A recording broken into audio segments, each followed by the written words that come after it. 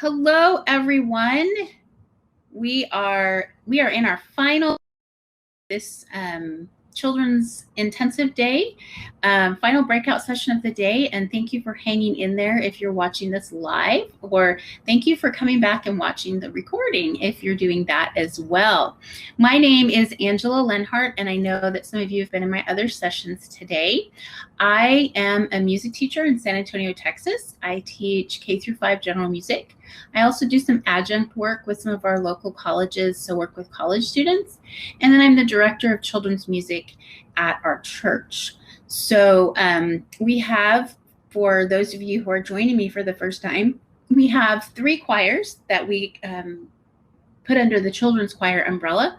We have a K1 group, a 2-3 group, and then a 4-5 group. So that is our children's choir program. I direct one of those choirs, and then we have 2 others that join us to help direct those choirs. Our youth choir is 6th through 12th grade, and our associate director of music directs that one. As far as our pre-K and lower kids, we do offer music for them. It's just not in a traditional choral format. We offer during the week, during the day, mommy and me classes, or daddy and me. Music and me is what we call it, because we have everything from moms and dads and grandparents and nannies to aunts and uncles who bring their kiddos. So they're there with a caregiver for that music experience. And I have done that in the past. I'm not currently doing that because during the day I'm teaching the kinder and 5th graders at my school. So today, our session is about arts integration and how to do arts integration. And so I'm going to just apologize to you right now and tell you that this is not going to be our session. If we were able to see each other and interact with each other and unmute, I think that we would have more chance for integration. It's kind of great with myself because I'm the only one that I can see on the screen, and our moderator who's also in the backstage there. So I'm going to explain our process, and we do this in our program about once a year. We do a project. It varies on if we do it in the fall or if we do it in the spring, just kind of what's happening in the year and where the calendar falls. You know, school starts different. This year in San Antonio, we're starting a week earlier than we did last year. So all of that comes into play, as I am sure that you are familiar with. My contact information is on the screen. Please feel free to reach out via email, or my website is also listed on there if you have questions as you're watching this later or as you are here today. Also, feel free to use the chat if you've got questions as I'm going along. So we're going to do arts integration. What does that mean? So in our traditional choral rehearsal, in a choir rehearsal, we're just going to be, mostly working on pieces that we might be singing in worship. We might be playing games or singing songs or doing folk dances, using instruments, those kind of things that either may transfer into worship or may not transfer into worship, depending, again, what it is that we're doing. In this type of a project, this usually takes us 1, maybe 2 weeks to complete. And we start with we bring all of our kids together, K through 5th grade, into one big room, into the choir room, and we read a story. And the story that I'm going to share with you today is the story of Jesus when he calms the storm. So out of Matthew chapter 8, verses 23 through 27. I know you're probably familiar with it, but I will just go ahead. It's really short and read it for you. Then he got into the boat, and his disciples followed him. Without warning, a furious storm came upon the lake, so that when the waves swept over the boat, but Jesus was sleeping. The disciples went and woke him, saying, "Lord, save us, we're going to drown." He replied, "You of little faith, why are you so afraid?" Then he got up and rebuked the winds and the waves, and it was completely calm. The men were amazed and asked, "What kind of man is this? Even the winds and the waves obey him." So it's a very short story. We would read that and then ask our students, who are the people in our story? Who are some of the people that you heard about in our story? We might need to read the story again if we're not getting a lot of responses from the students. Now that their brain is primed, know that I'm looking for people who are in my story. So who are the characters of my story is where we start in our integration project. And then we would ask, what are some songs that might go? What are some things that are happening in this story? So we know that the characters are Jesus and the disciples. We know that they're on the ocean. We know that there's waves and there's a storm. So we often ask our students, what kind of songs do we already know that might have to do with waves or ocean or water? Songs they may have learned in VBS, songs they may have learned with us, or even just songs they have heard on the radio that might go with kind of the theme. So we're just making a brainstorm list at this point. And then we're asking them, I wonder if there's any parts in our story where we could use sound effects. So we'll take their ideas. So in this story, we've got the storm, right? The furious storm came upon the lake. So that would be a great opportunity for us to add sound effects, to add instruments, to create a rainstorm. What kind of things could we use for that? We could just use our bodies. There's the traditional where you start out and you do this and you build into the big storm. That's an option. We have things like, what if we took our hand drums and we did something like this? Right? We've got some sound effects that we can use with instruments. The first time we did this with our students, there was a lot of teacher leading because they hadn't experienced it before. So we kind of had some ideas and some thoughts in our brain about what could be good sound effects, and had kind of gathered those together. What might a simple set look like, or a backdrop? What could that be? So we start asking those kinds of questions to prime their brains. Oh, we might have, big waves. So a blue background with waves on it. All right. So if we have blue, big butcher paper, scarves. We use scarves a lot in our program. They might be something that you have available to you, or fabric panels that are very flowing. So you're kind of digging for things that are not necessarily something you would pull out in a rehearsal, but how could we use what we have around us that's not really fancy and use it for our project? What kind of props might we need? We might need a boat. How are we going to make a boat? What are some things that we can do to make a boat? Because Jesus was on the boat. All right, so those are some of those priming questions that we're going to answer. And this may be, again, depending on your situation and your schedule, you may take in 1 week, you may come together, you may read the story, and you may ask these questions. And you could probably even think of more questions and do kind of like a brainstorm, a priming of, see what the students' answers are, see what they come up with. And then go away and say, okay, now everybody back to their rehearsal rooms and, do the rest of your rehearsal on your own, like normal. If your choirs don't all meet at the same time, this could be a problem. But ours happen to all meet within the same hour, so we are able to do this. It also gives you the opportunity to gather materials based on what they've said. So a couple ways you can look at it. You can have stuff pre-gathered, like I know that I'm going to guide them toward these things, or let's see what their brains come up with, and then we'll gather those things together. So once we have that in place, then we are going to look at some of the songs that we might sing for this.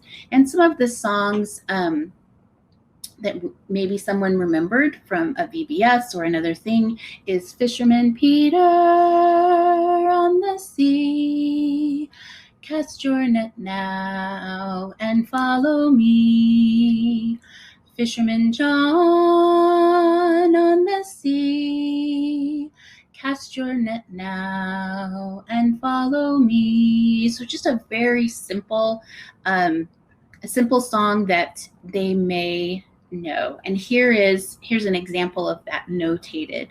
Fisherman John on the sea, drop your net now and follow me.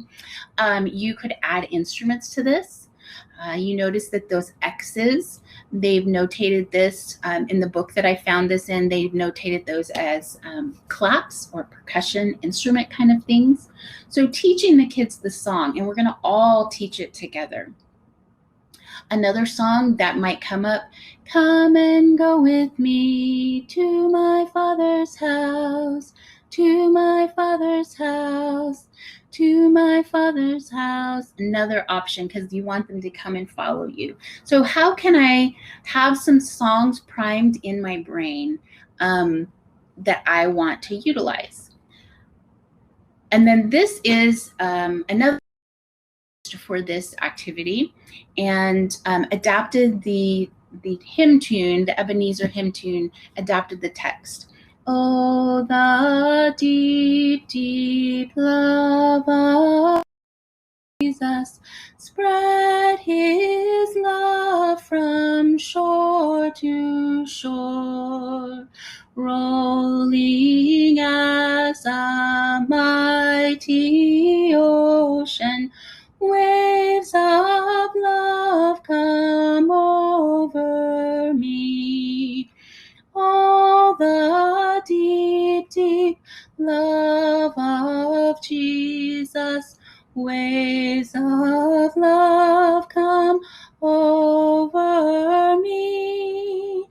Oh, the deep, deep love of Jesus, spread his love from shore to shore, or shire to shore, if you have a typo in there.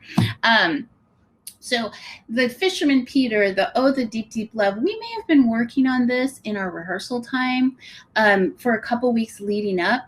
Hey, I have this new song for us, and let's learn it and let's sing it and teach it in the traditional way that you might teach it, through echo, through imitation, whatever method works for you. So they have this in their tool bag before we get to the Arts Integration Week, before we get to the big project week of what we're doing.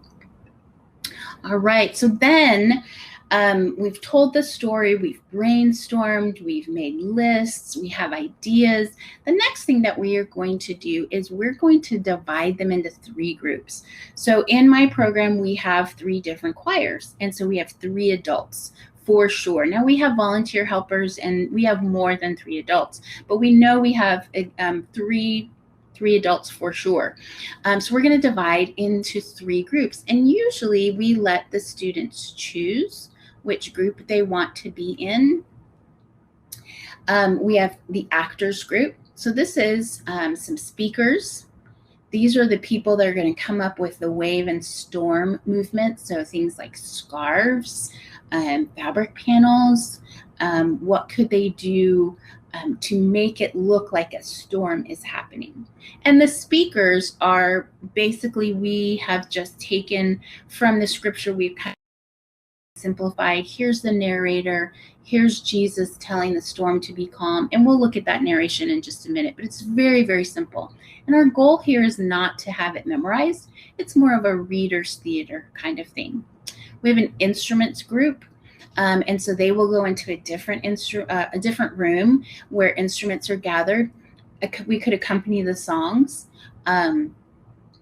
Both of them have very easy kind of steady beat accompaniments that we could offer on a xylophone or a boomwhacker or handbells, tone chimes, things like that. That group is also responsible for coming up for the sound effects for the storm. So we talked about what can we do. Could it be just our body percussion? Or, do we have some, can we start out with our drums and do some building storm sounds, crashing, and maybe you have a cymbal that you could use? That would be really great. And then we have an artwork group, and they're going to work on a very simple background. Usually it's a giant piece of butcher paper that one of the leaders in this case may have just pencil some waves, and the kids are going to color those waves in, or they're going to, how can they create their backdrop? Maybe their backdrop is the boat. And so, it might just be a brown piece of paper, and they help the kids cut that boat out, and how could we attach it so it kind of looks like a boat? Any props we might need.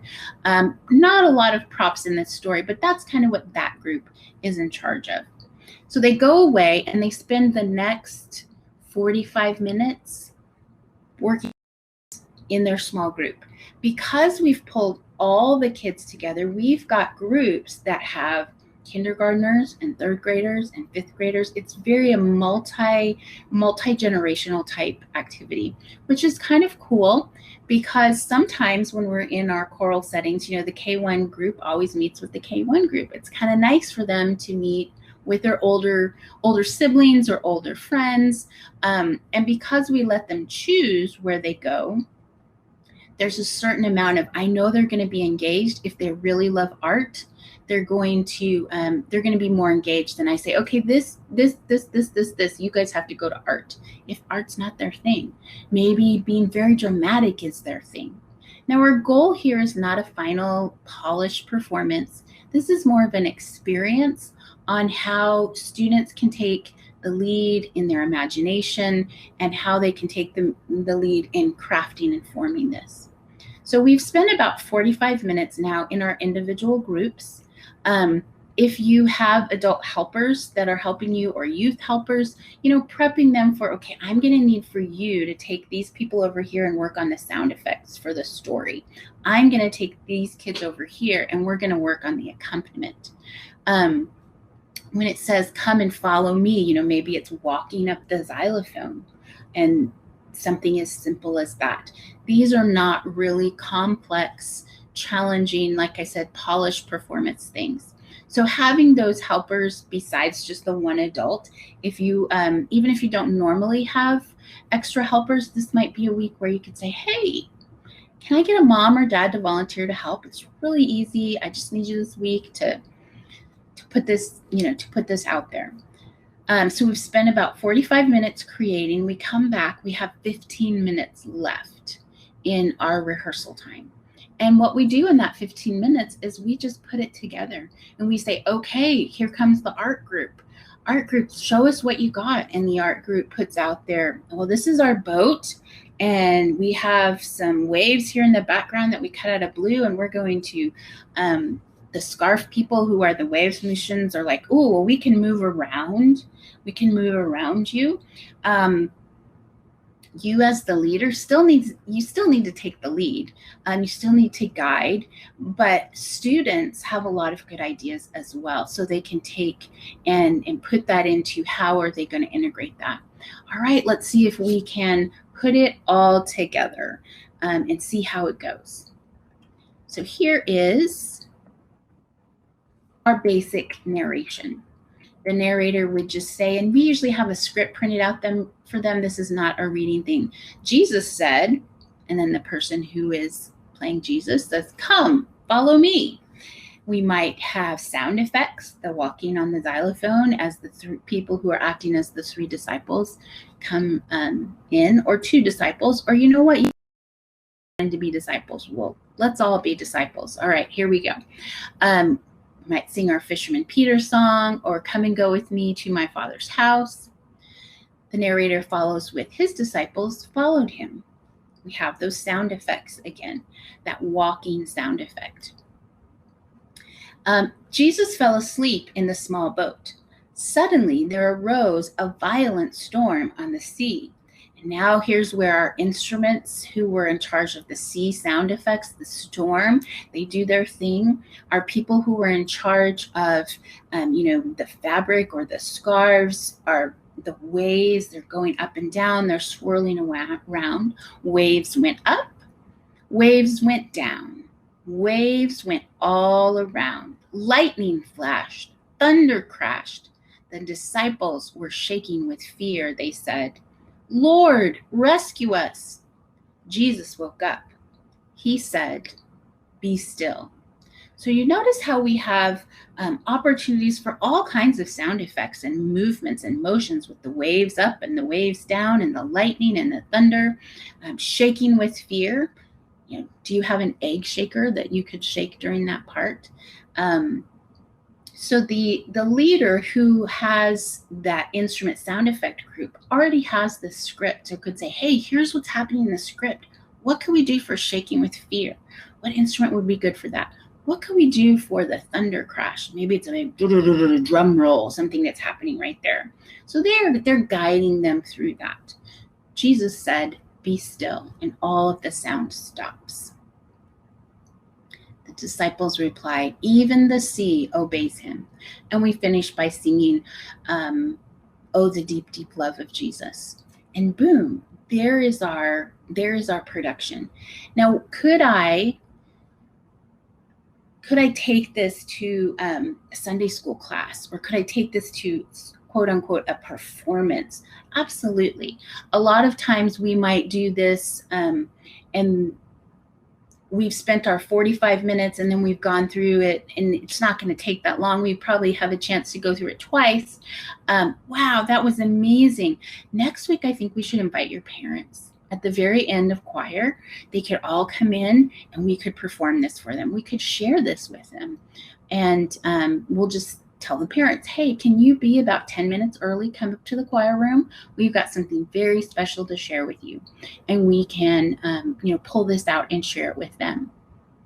Sometimes if you are in a situation where you don't have multiple choirs meeting, and maybe this is just something you work on with your 4th and 5th grade choir or your 3, 4, 5 choir. And then we like to do something in my building called go on tour. And a lot of times that means we're not leaving the building, we're not getting on a bus, but our 4th and 5th graders will come down to the kindergarten room, the kinder and 1st grade room, and say, hey, we have something to share with you. And they will share. It could be the storm story. It could be a piece they're working on. It could be an instrument piece they're working on. But it gives the younger students a chance to see the older students perform in a different way. But our tour goes both ways. Our kinders and 1st graders can, hey, let's go on tour today. And they know what that means after the first couple of times it happens. And we'll go into the 2nd and 3rd grade room. And then we'll go into the 4th and 5th grade room. And maybe it's just we're working on this hymn and we've got it the first verse memorized and we're going to sing it for them. It's a great way to have them share and put themselves in front of an audience in a non-threatening way. If there's parents hanging out in the hallway, hey, come in and listen to us. So here's an example of an arts integration story that we have used on our campus, been very successful. Like I said, we try to do this at least once a year. It's a good opportunity for kids to showcase different talents besides just, I'm very dramatic, some kid might say, or I really want to play around with those instrument sounds. So what other stories might be useful for this type of thing? Well, you probably can think of some, or you can brainstorm with your teachers or with another friend over coffee. What can we do? You notice my story was really short. It wasn't really long and involved. There was not a lot of characters. There was not a really hard script. Lots of parables would be great for this. Easy to act out, easy to put some different things. When I'm looking for stories, I look for opportunities for sound effects. I look for opportunities for movement or motion that could happen because that's very easy to add with scarves or fabric. Or things that we just, we might have around. Simple costumes, you put a hat on a kid and all of a sudden, or a headband, and all of a sudden now they're another person. Could be utilized with puppets or beanie babies or finger puppets or anything anything like that. So it's a real good chance for you to open up those closets and see what we've stuffed in there from Sunday school or from VBS last year that we haven't used since that. The Samaritan Witness is one that might work for this. And in our Growing in Grace curriculum this year that just came out, the short stories, Tall Truths, it's all about the parables of Jesus. And so the Samaritan Witness is one of those songs that I would like to share with you, because this may be a song that you're working on for worship and you're going to be singing it in worship, but wouldn't it be a fun activity either after you have sang it in worship or even as you are prepping for worship to do some sort of arts integration type thing with that? So let's take a listen to it.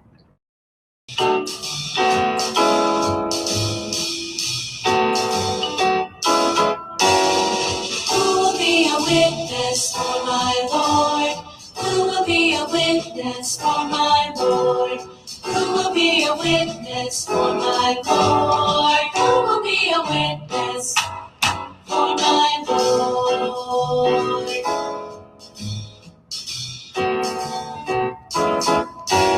There was a man, so I've been told, who traveled down the road to Jericho. He met some robbers who stole his load and left him lying on the road. Did the priest stop to help him? No, Lord. Did the Levite help him? No, Lord. Did anybody help him? Just one man, and he was the hated Samaritan. He was a witness, he was a witness, he was a witness, he was a witness, he was a witness for my Lord. He was a witness for my Lord. So you get the flavor there.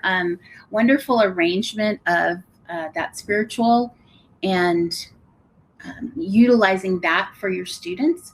Again, that's part of the Growing in Grace curriculum this year. So if you're happy to be using that curriculum, you know that in their curriculum, they give you steps for teaching the song, teaching steps, and how else can we be a witness and then bring it to our life today? So what are we going to do to be a witness? Maybe that's what your arts integration project is not to act out the Samaritan story, but what are some things you could do at school?